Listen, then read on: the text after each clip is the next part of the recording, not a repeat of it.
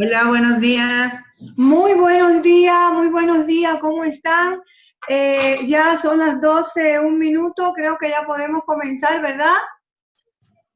Sí, doctora, ¿qué tal? ¿Cómo estás? Te habla Mariel Valenzuela de acá de la Dirección de Capacitación y Desempeño. ¿Cómo estás, doctora ¡Oh, hermosa? preciosa! Estoy muy bien, besote. Besotes, Gracias, tú igual de bella de siempre. gracias, mi Doctora, bonita. No escucho, no te escucho. doctora, Bueno, creo...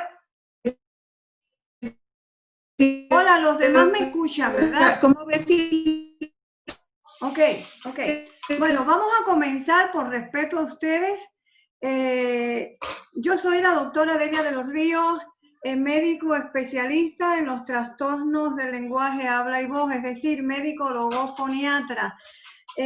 Bueno, como quizás vieron en mi currículum, yo soy cubana de nacimiento, pero mexicana de sentimiento y corazón.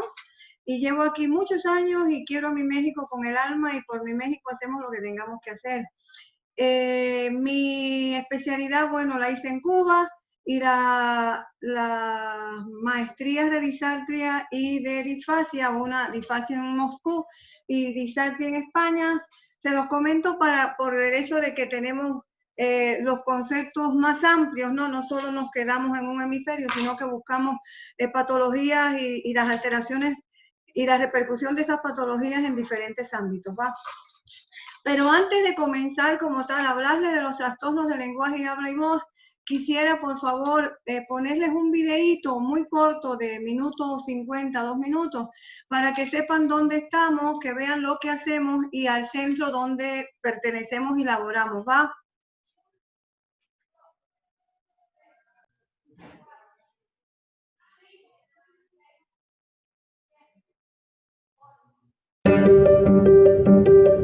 Somos Juntos por un Caminar, un centro terapéutico integral único en su tipo que ofrece terapias físicas y cognitivas a personas de todas las edades que tengan algún tipo de discapacidad o que hayan sufrido alguna lesión deportiva. En nuestros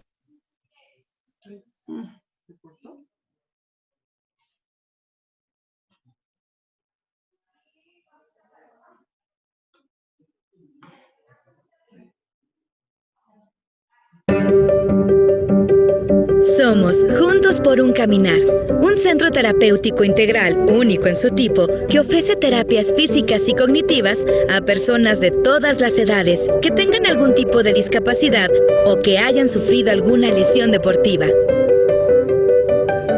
En nuestro centro ofrecemos un modelo de rehabilitación con diferentes alternativas que, combinadas y trabajadas en equipo, nos permite lograr los mejores resultados. Las terapias que brindamos son neurodesarrollo, hidroterapia, natación terapéutica, terapia física, cognición y comunicación, logofoniatría, terapia sensorial, equinoterapia, terapia de piso pélvico, rehabilitación deportiva y psicología. Todas las áreas interactúan para analizar los avances del paciente, los objetivos logrados y se elabora con ello un reporte médico semestral. Tenemos un médico especialista para valoración y diagnóstico que fija objetivos terapéuticos definiendo el plan de trabajo, además de un equipo de terapeutas certificados que implementan actividades específicas para cada paciente de acuerdo a sus necesidades, ofreciendo programas personalizados. Combinamos avanzada tecnología con técnicas convencionales en instalaciones amplias y accesibles. Contamos con áreas de esparcimiento y personal con una enorme calidez humana para que toda la familia pueda encontrar el espacio ideal para su integración. Ofrecemos también, para comodidad de nuestros usuarios, un amplio estacionamiento. Desde junio de 2002 y de manera incansable, trabajamos en equipo por cada uno de nuestros pacientes. Nos motiva cada esfuerzo, cada logro, cada sonrisa y especialmente cada paso a su independencia. Obtén información detallada en www.juntosporuncaminar.com.mx. Juntos por un Caminar.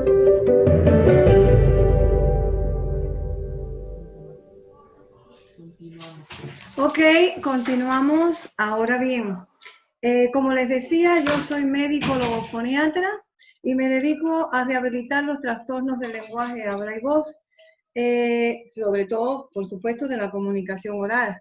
La comunicación oral que tiene 3 niveles. Estos niveles, como les decía, lenguaje, habla y voz. Vamos a hablar de lenguaje. Lenguaje es la capacidad nerviosa superior exclusiva del ser humano que nos permite la abstracción y generalización de los fenómenos de la realidad objetiva, designando estos fenómenos de la realidad mediante signos convencionales, dígase palabras. Ahora, ¿qué cosa es habla? Habla es esa materialización del lenguaje. ¿Sí? Es el canal de las ideas, el canal del pensamiento, que tiene una función fisiológica a través del segundo tiempo de la respiración, es decir, el habla sale a través de la expiración cuando ese aire choca con las cuerdas vocales. ¿Qué cosa es la voz? La voz es toda emisión de sonido laríngeo, expresa emociones, expresa sentimientos. Podemos decir que el lenguaje y habla es innato del ser humano. La voz ocurre voz en cualquier animal, en cualquier ser vivo que tenga laringe. Por eso decimos la voz del perrito, la voz del gatito, la voz de la vaca. ¿Por qué? Porque tienen laringe, mas no tienen lenguaje ni tienen habla.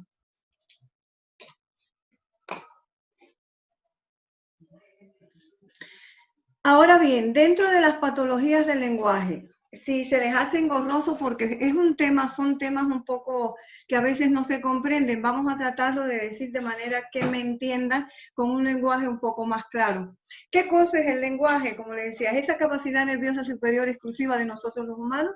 Normalmente hay 2 síndromes fundamentales o 2 alteraciones fundamentales. En el lenguaje sabemos, quiero que sepan, que tengan el concepto bien claro, que el lenguaje, habla y voz se parecen pero no son lo mismo.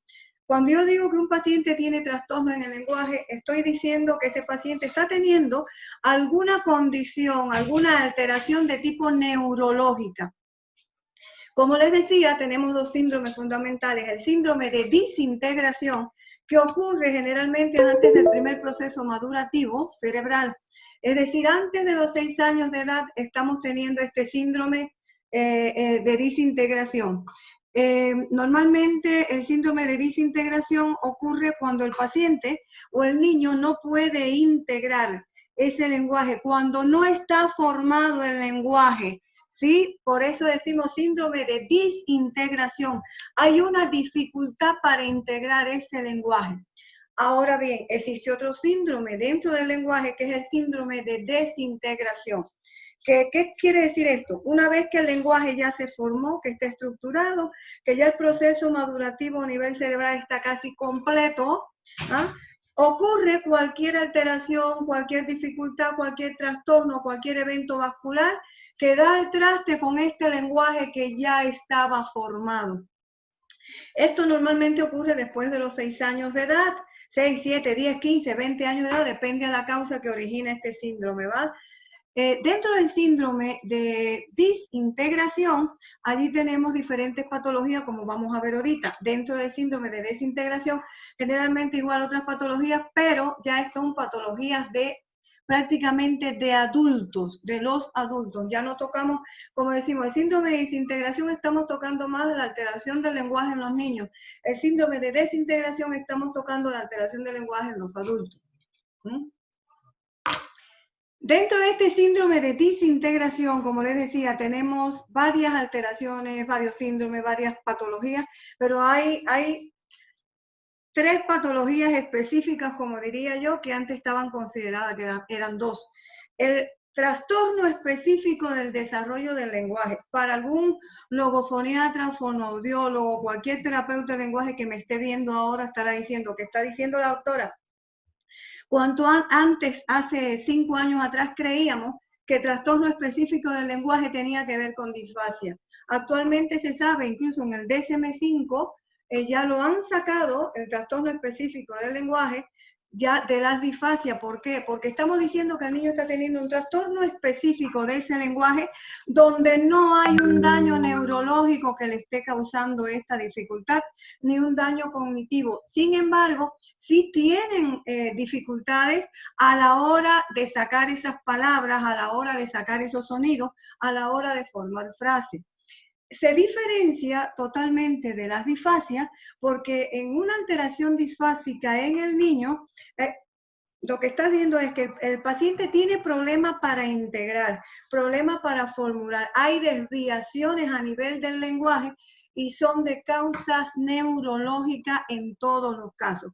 Ya sea la causa la estamos viendo por un traumatismo, un tumor, un intoxicación, etcétera, que afecta el sistema nervioso central, pero también puede ser por otras causas, como es el caso de una inmadurez cerebral donde no se vea físicamente a través de un examen, una tomografía, una resonancia, un electroencefalograma, no salga alterado.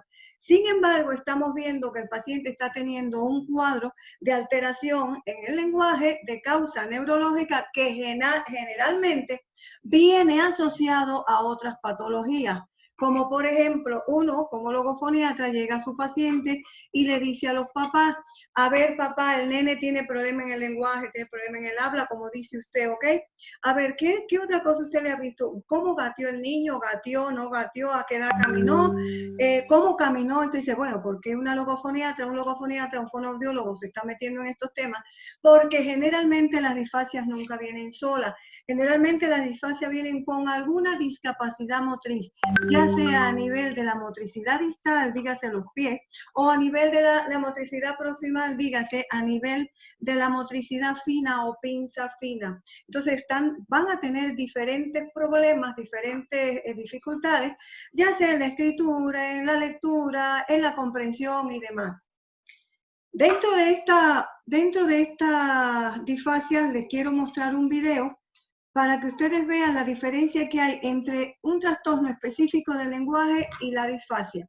Voy a ponerle ahora mismo un video de un trastorno específico del lenguaje. Recuerden que la niña o el niño no puede hablar, no puede organizar, no puede formar una palabra, una frase, pero no existe un daño neurológico ni motriz porque uno lo ve. Está viendo que la niña está bien, no le ve ninguna dificultad, sin embargo tiene problema en el lenguaje. Fíjense ustedes.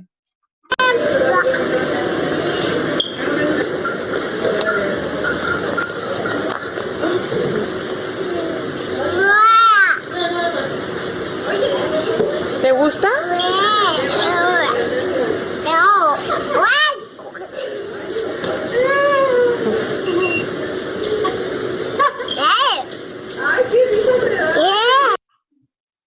Ok, ustedes están viendo que la niña se comunica, cognitivamente señala, cognitivamente está bien, está pidiendo lo que quiere. Ahora vamos a ver un niño con una disfasia para que ustedes vean cómo es el lenguaje del niño.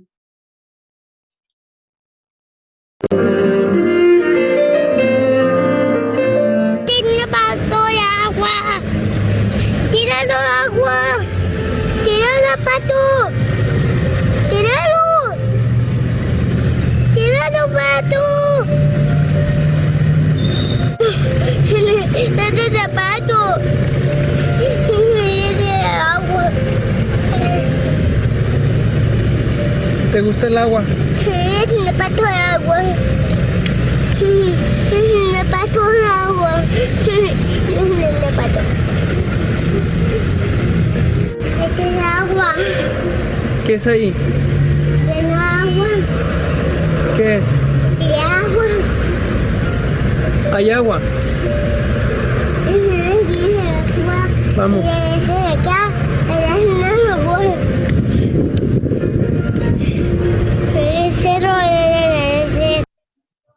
Como ustedes ven, el niño no tiene problema en el habla le sale bien, el habla le sale agua, sí, quiero agua, pato. pato agua, o sea, palabras le salen bien, en el habla no hay problema. ¿Dónde está el problema? En la integración del lenguaje a la hora de formar o de buscar esa palabra, buscar la frase para decir o expresar una idea, expresar lo que él quiere. En este tipo es una disfasia expresiva, pero existen diferentes tipos de disfasia. Está la disfasia de comprensión, que es una disfasia que son los niños que impresionan, que tienen un componente, vale, como los niños autistas. Sin embargo, no llegan a ser niños autistas, ¿va? Dentro del síndrome de desintegración, bueno, el síndrome de desintegración, les decía, está las alteraciones del lenguaje debido a un derrumbe, ya sea total o parcial, de ese lenguaje por una causa neurológica, fundamentalmente.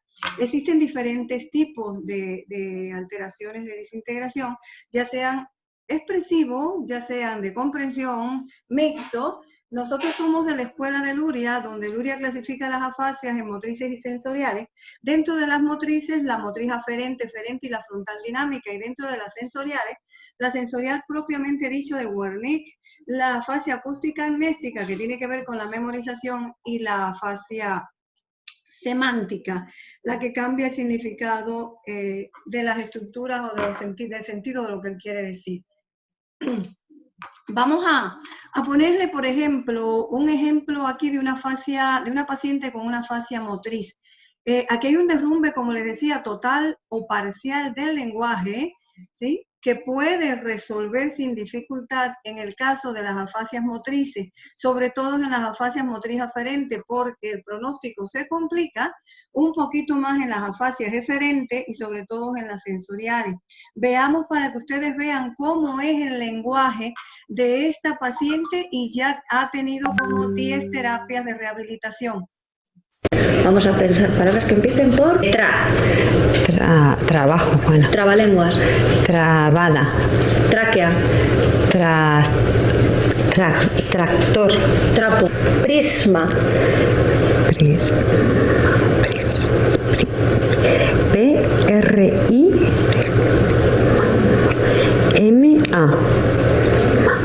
Vale, vamos a verla. Prisma, sí, lo he hecho bien. Vale, vuelve a mirarla. Pris, me falta la S. Ponla.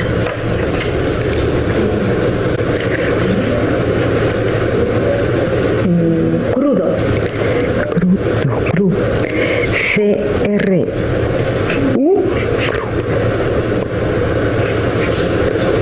D-O.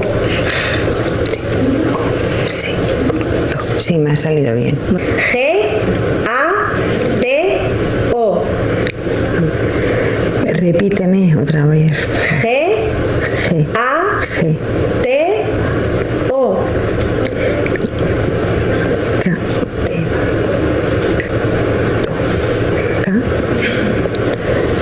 No. Vale, era gato. Gato, no pasa sí. Nada. Sílabas sueltas. Venga. P-U-L.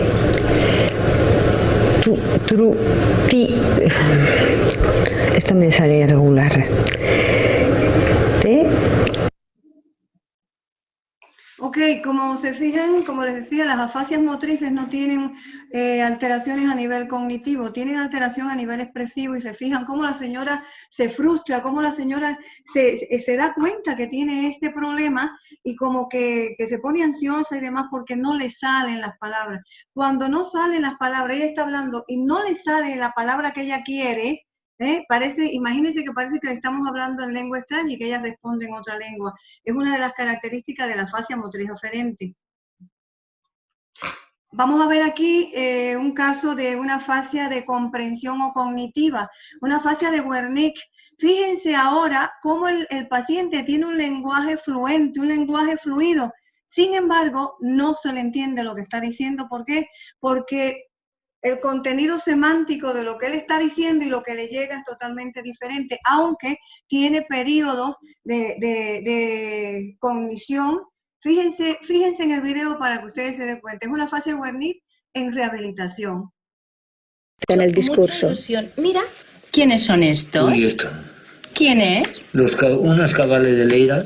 Esta es tu hija, que se llama... ¿Cómo se llama tu hija? Pues poca jaza. un arras de esto lo cogían. A ver si te sale, venga, que esto, tu hija se pondrá muy contenta si la Esto- nombras, hombre. Esto cógelo, Vamos a intentarlo, ver. vamos a intentar. Esto sí que lo hemos de conseguir. Venga, José, ay, Félix. Él es José Luis. Vení. Hombre, claro. Yo veníme, vamos, verás. Claro. ¿Cuál era tu casa de todas estas, Félix? Desde aquí. ¿Desde aquí la veías? Desde aquí, de las dos manos. ¿Y los amiguitos que tenías cuando eras niño vivían todos en este pueblo también? Claro que ya dejado, siempre nos hemos encortado ahí. Desde que mi padre podía en Teme y Pedro Miciro y hacer. Se fijan, es un lenguaje totalmente fluente, es un lenguaje fluido, él no para en ningún momento de hablar. Bueno, todo esto depende, claro, al tipo de atención de la lesión, al tipo de afasia de comprensión, el tipo de afasia de Wernicke que tenga. Todo depende a la extensión de la lesión y al tipo de daño que tenga, porque hay afasia de Wernicke que el paciente está prácticamente acostado en una cama y no reacciona, ¿va? Pero como les decía, este paciente está en rehabilitación y tratando de mejorar el aspecto cognitivo fundamentalmente, porque el expresivo está bien. Ahora bien, esos son dentro de los dos síndromes fundamentales del lenguaje, como les decíamos. El habla es otro nivel de la comunicación oral totalmente diferente al lenguaje. Como les decía, el habla es ese vehículo que tiene el lenguaje para expresarse, es el canal de las ideas, de ese pensamiento que se formó anteriormente y lo sacamos a través de los órganos fonoarticulatorios. Como ya estamos tocando órganos fonoarticulatorios, entonces caemos en el síndrome de disarticulación fundamentalmente, hay dos, y el síndrome de disfluencia con alteración de la fluidez, el ritmo y la velocidad del habla. Pero vamos a tocar primeramente el síndrome de disarticulación. Cuando hablamos de disarticulación es una dificultad para articular los sonidos del habla. Allí tenemos las clásicas dislalia, que son las más frecuentes, las más comunes, que ocurren en los niños, donde no hay ninguna alteración a nivel neurológica. Pueden ser de causas funcionales, pueden ser de causa orgánica, como una macroglosia, como una alteración en el paladar, en los dientes, en la lengua, etcétera, pero no involucramos el sistema nervioso. Y la otra patología que vemos son las disartrias. Disartrias donde sí hay alteración de los sonidos del habla debido a un daño neurológico. Pero no solo se daña la articulación en esta disartria, sino que toma las funciones biológicas importantes para la vida, como son la succión, la masticación, la deglución y la respiración, que veremos más adelante cómo se afectan. Vamos a ponerles un ejemplo de alteración de dislalia en un niño para que ustedes vean cómo se altera el habla. Ya no estoy hablando de lenguaje, estoy hablando de habla, estoy hablando de alteraciones fonológicas y alteraciones fonéticas. ¿Cuántos años tienes? ¿Cuántos deditos hay ahí? 1, 2, 3, 4, 5. ¿Con quién has venido? Con mi mamá. ¿Y qué has comido hoy? Arroz con leche. Arroz con leche. ¿Qué más? Papá guantanilla. ¿Cómo? Papá guantanilla. Ya, ¿qué más? Y mamá. ¿Tú conoces las frutas? Sí. A ver, dime 3 frutas. La manzana. El plátano. Ya.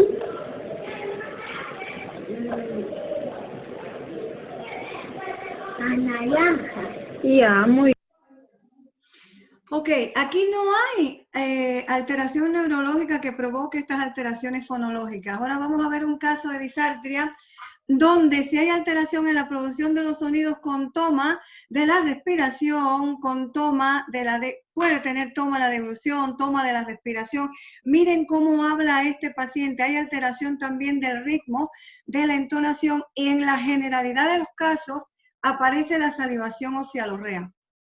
Ay, un poco de tráfico, pero nada más. Ahora vamos a ver el otro video de otro caso parecido.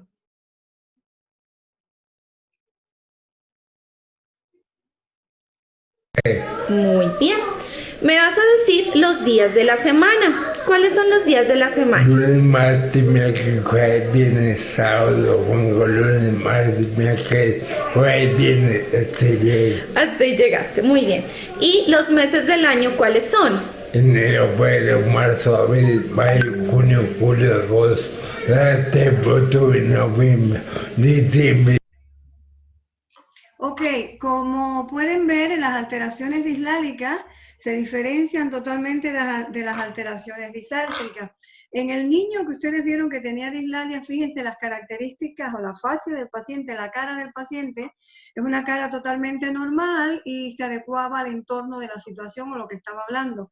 En el caso específico de las disaltrias, fíjense cómo el paciente tiene hasta desviación de comisura labial hacia el lado derecho cuando estaba hablando, pero además tiene alteraciones a nivel de la movilidad de esos órganos fonoarticulatorios, con alteración en la entonación y alteración en el tono de la voz. Se fijan que tenía una voz ronca, una voz rasposa.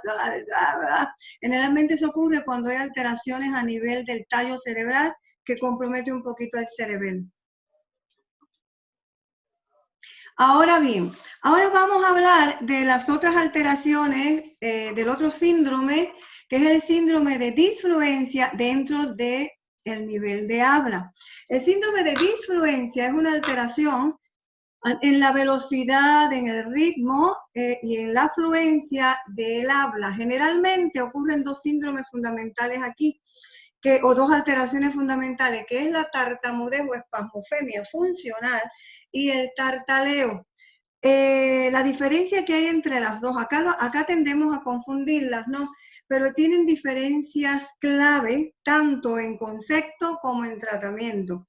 El paciente con una espasmofemia o una tartamudez son pacientes que tienen conciencia del problema, son pacientes que son muy ordenados, muy meticulosos, pero el síntoma fundamental es la presencia de bloqueos en el habla. Es decir, esos espasmos, o como le llamamos los fonoaudiólogos o logofoniatras, los tonus. Cuando un paciente dice tiene tonus, ya uno sabe ya que está teniendo bloqueos a la hora de hablar, fundamentalmente a nivel de los fonemas P, T y K, que son explosivos. Normalmente estos niños son objetos, o estos pacientes son objetos de burla, no pueden sacar su habla, por tanto, la respiración la tienen comprometida.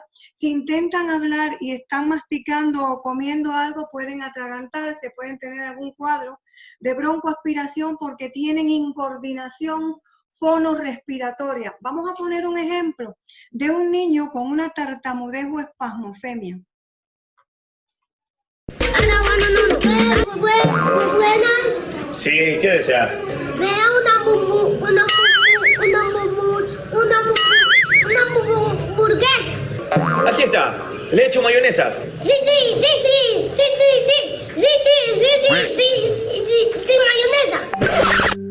mayonesa. Chucha, ya le puse. ¡Qué poro!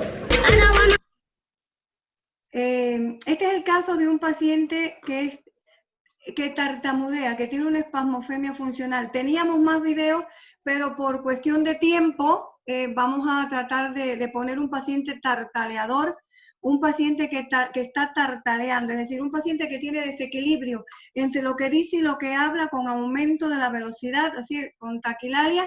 Generalmente puede ser sin otros síntomas asociados, pero en muchos casos viene el tartaleo sintomático, que es secundario a una alteración neurológica, que es el conocido como farfulleo. Miren este video. Yo soy el fonoaudiólogo que te va a ayudar en un tratamiento.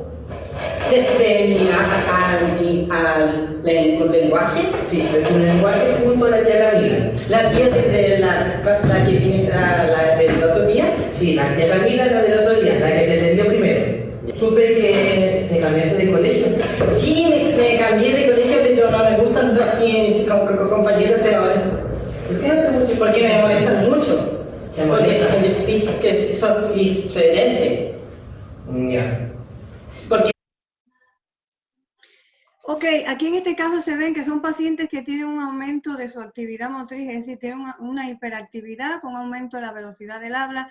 Generalmente se dice que son los payasitos en las fiestas y demás porque ellos no tienen conciencia que tienen el problema y como no tienen conciencia, por supuesto, el tratamiento en estos pacientes se hace muy difícil y a veces hasta podemos decir que es un reto para un logopediatra o un fonoaudiólogo, ¿va? Ahora, otras alteraciones que pueden causar, otras patologías que pueden causar alteraciones en el lenguaje de habla. Tenemos la psicosis y las neurosis. Bueno, las neurosis generalmente las atienden los psiquiatras. Ahí tenemos neurosis obsesivo-compulsiva, el síndrome maníaco-depresivo, que ahora se le llama bipolaridad, las dislalias reaccionales, entre otras. Pero dentro de la psicosis como tal, tenemos una especial, la esquizofrenia que tratan los psiquiatras o los psiquiatras, pero en la que tienen mayor compromiso con el lenguaje y habla son las alteraciones del espectro autista. Vamos a ver un ejemplo de un niño autista, cómo se comporta en una terapia. ¡Jirafa! ¡Jirafa! ¡Bravo! ¡Caballo! ¡Caballo! ¡Jirafa! Muy bien. ¡Uy! ¿Jirafa? ¿Dónde va la jirafa? ¿Jirafa?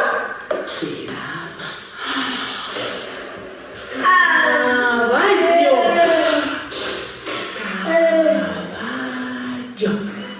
Caballo. Caballo. Perro. Perro. Perro. Caballo. Caballo.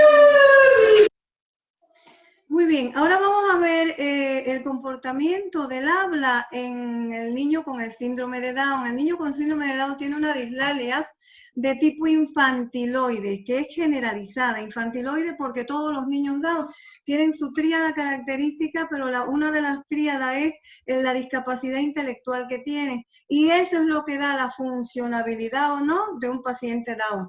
Vamos a ver un paciente de nuestra clínica, Nico, y miren cómo Nico responde. Nico es un niño que tiene un pronóstico favorable siempre y cuando el medio social y el medio familiar nos los permita. Mamá.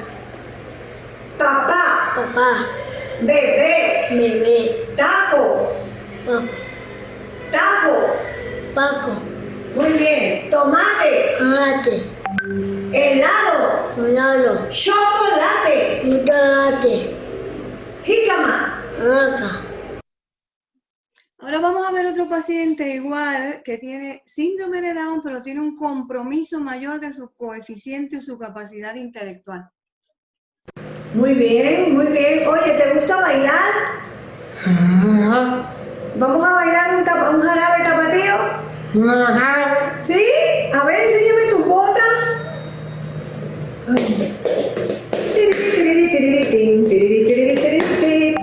A ver, las botas. ¡Oh, qué maravilloso! ¿Y el sombrero? ¿No tienes sombrero hoy? ¿El sombrero? Sí, ¿se te quedó? ¿Dónde? ¿En los caballos? ¡Oh, muy bien! ¿Sí? Como se fijan, este paciente tiene un compromiso intelectual bien comprometido, ¿va? Les quería comentar, si acaso por cuestión de tiempo se salen, se apaga, vuélvanse a conectar a la misma liga, porque parece que por el tiempo nos está diciendo que estamos cortos de tiempo, pero igual vuelvan a conectar, que aquí estamos, si en algún momento se cae, ¿va? Vamos a hablar ahora de algunas funciones biológicas, como les mencioné anteriormente, imprescindibles para la conservación de la vida. Esas son la succión, masticación, deglución, respiración. En el caso de la succión es importante saber y conocer que un nene desde el momento en que nace tiene el reflejo de búsqueda y de succión instaurado, porque un niño que no tiene el reflejo de succión instaurado, quiere decir que a la larga ese nene va a tener problemas, sobre todo a nivel de su coeficiente intelectual y sobre todo problemas a la hora de alimentarse y con toda la derivación de problemas que trae. ¿Qué es el reflejo de succión? Toca la boca o la mejilla de tu bebé y verás que busca el pezón instintivamente. Eso se llama reflejo de succión. Es una señal de hambre y una de las formas que tu bebé tiene de decirte, mamá, tengo hambre. Para saber cuándo amamantar, las mamás tienen que estar atentas a las señales de hambre. Por ejemplo, llora o está mañoso. Se mete las manos en la boca. Se retuerce y se agita. Mueve la boca y hace sonidos con la lengua. Tu bebé también te avisa cuando ya no quiere más. Ok, otra función biológica importante es la función biológica que tiene que ver precisamente con la respiración, con la masticación y con la deglución. Esta es una nena ya intervenida, ya operada, ya rehabilitada con una hiperrinolalia. Tenía el labio paladar hendido. Miren el habla de esta nena que ya está rehabilitada, sin embargo queda mucha todavía nasalidad en ella. Nos ayudan en el albergue. Son muy bien, nada más que no me gusta cuando hay en el bus. Ojalá que vaya mucha gente para que nos ayude. Ok, esta es una nena ya rehabilitada, pero es funcional y una nena que ya está integrada a un sistema de regularización escolar, ¿va? En cuanto ahora otro video en cuanto a funciones biológicas es el de la deglución, pero la deglución no se puede ver sola, sin la respiración. Vamos a ver un video donde se explica detalladamente el proceso de la deglución asociado a la respiración y la importancia que tiene la epiglotis en estas dos funciones.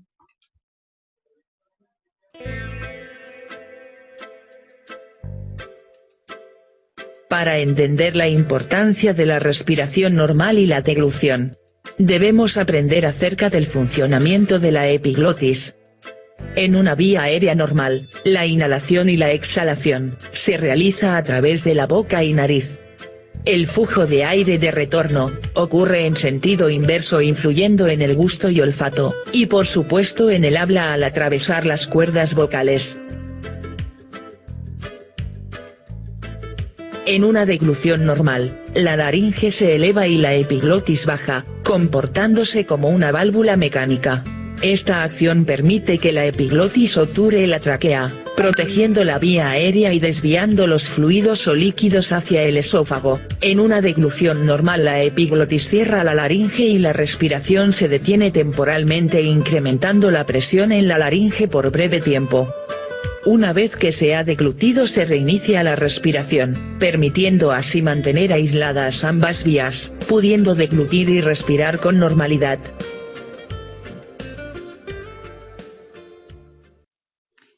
Ahorita que regresemos, si se apaga la conferencia, voy a responder todas las preguntas que están haciendo, ¿va? Con mucho gusto. Ahora vamos a ver la última función biológica, que no por última es la menos importante, creo que es la más importante para la función de la vida, ¿va? Los tipos de respiración.